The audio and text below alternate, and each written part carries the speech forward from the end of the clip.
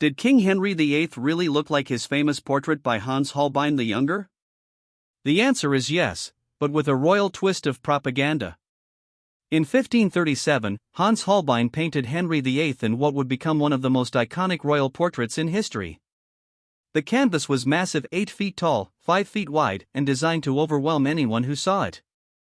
Henry stands with legs apart like a wrestler, his arms wide, his clothing padded to emphasize his bulk, his codpiece front and center, his rings glittering with wealth. He doesn't wear a crown, he doesn't hold a scepter, yet one look tells you, this is the king. But in reality? Henry was in his 40s, already sick, recovering from a tiltyard accident, and suffering from the diseases that would haunt him later in life. His body was beginning to break down. Holbein used every artistic trick available: broad shoulders, longer legs, and a fierce sneer to make Henry appear larger, stronger, and more majestic than he truly was.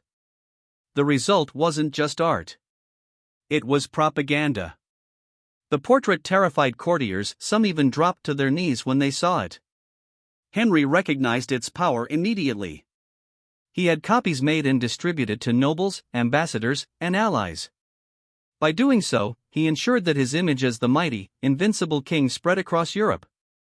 The original was lost in the Whitehall Palace fire of 1698, but the many copies survived. And thanks to Holbein's photoshopping, the portrait shaped Henry's public image for centuries. It's Henry VIII, but bigger, better, and more imposing than real life. So did Henry VIII look like his portrait?